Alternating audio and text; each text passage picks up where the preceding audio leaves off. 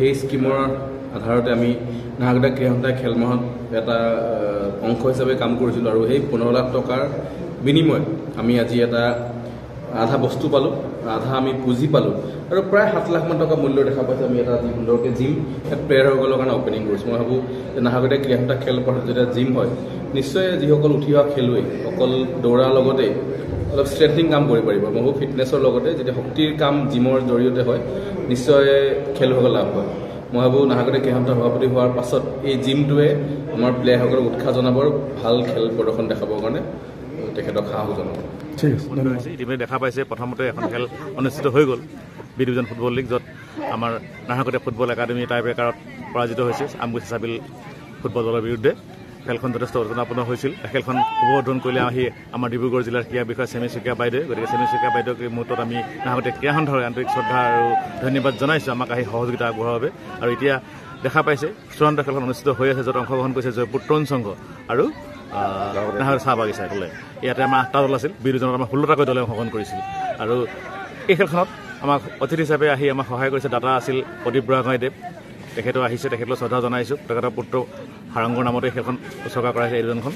আৰু আমাৰ মাজত উপস্থিত হৈছে ডিব্ৰুগড় জিলা ক্ৰীড়া সন্থাৰ সন্মানীয় সভাপতি নিৰঞ্জন শইকীয়াদেৱ, ফুটবল বিভাগৰ সম্পাদক অসীম হাজৰিকাদেৱ, লগতে প্ৰাক্তন ফুটবল পৰিচালক আমাৰ খেল বিভাগৰ ফুটবল বিভাগৰ সম্পাদক জয়ন্ত বিজয় শৰ্মা, খেল পৰিচালক ৰাজীৱ শইকীয়া আৰু জীৱন গগৈদেৱ আহিছে। আমাৰ অতিথিসকলো আছে যে ডক্টৰ জ্যোতিপ্ৰসাদ কৌৰ মহাবিদ্যালয়ৰ অধ্যক্ষ, তেখেতসকলে আহি আমাক হস্ত বৃদ্ধি কৰিছে। গোটেইখিনিকে আমি শ্ৰদ্ধা আৰু সেৱা জনাইছোঁ। আৰু এই উঠি অহা ক্ৰীড়া খেলুৱৈসকলক আমি এখন মঞ্চ দিয়া উদ্দেশ্যে এই লীগখন হৈছে। আৰু যি চেম্পিয়ন টিম হ'ব ইয়াৰ পৰা এই ডিভিজনৰ, সেই তেখেতসকলে ডিব্ৰুগড় জিলাৰ যি ছুপাৰ ডিভিজন লীগ হ'ব তাত অংশগ্ৰহণৰ সুবিধা লাভ কৰিব।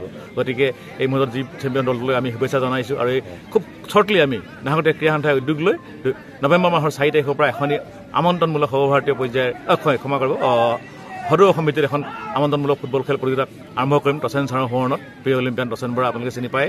গতিকে সেই মহান খেলখনত আপোনালোক সকলোৱে সহযোগিতা আমি কামনা কৰিছোঁ। আৰু অসমৰ সেই আগশাৰী দলে অংশগ্ৰহণ কৰিব। গতিকে আমাৰ গোটেই ওচৰ পাজৰ নাহাকটীয়া জিলাৰ পৰা আদি কৰি দৰ্শকসকলে আহি যে আমাক খেলখন সহযোগিতা কৰে, উপভোগ কৰি তাৰ বাবে আমি কামনা জনাইছোঁ।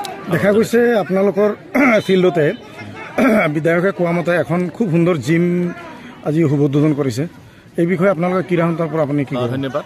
এইটো অসম চৰকাৰৰ ক্ৰীড়া আৰু যুৱ কল্যাণ বিভাগৰ জৰিয়তে প্ৰদান কৰা যি জিম শৰীৰচৰ্চা কেন্দ্ৰ আজি শুভ উদ্বোধন কৰিলে আমাৰ নাহাকটা সমষ্টিৰ কৰ্মদক্ষ বিধায়ক শ্ৰীযুত তৰংগ গগৈদেৱে। আমাৰ সভাপতি তেখেতৰ যি কৰ্মস্পৃহা, তেখেতৰ যি আগ্ৰহ, সেই আগ্ৰহক নেতৃত্বত লৈ আমি সকলোৱে আগবাঢ়ি গৈছোঁ টিম নাহাকটীয়া হিচাপে। নাহাকটা ক্ৰীড়া সন্থা তেখেতক আমি শলাগিবই লাগিব। তেখেতৰ জৰিয়তে এই শৰীৰচৰ্চা কেন্দ্ৰটো লাভ কৰিলোঁ। আৰু আপোনালোক জনাই খুব ভাল লাগিছে। আমাৰ সুন্দৰ কৈছে স্বায়ত্তশাসিত পৰিষদৰ তৰফৰ পৰাও বিশ্বজিৎ সোণোৱালে যথেষ্ট আগ্ৰহেৰে আমাৰ টংকেশ্বৰ সোণোৱালদেৱে চিফ তেখেতে আমালৈ তেখেতসকলে নাহাকটা ক্ৰীড়া সন্থাৰ 25 লাখ টকাৰ এক পুঁজি আমন্ত্ৰণ কৰিছে, যাৰ জৰিয়তে আমি এটা ড্ৰেছিং ৰুমৰ ব্যৱস্থা বনোৱাৰ কাম কৰিছোঁ।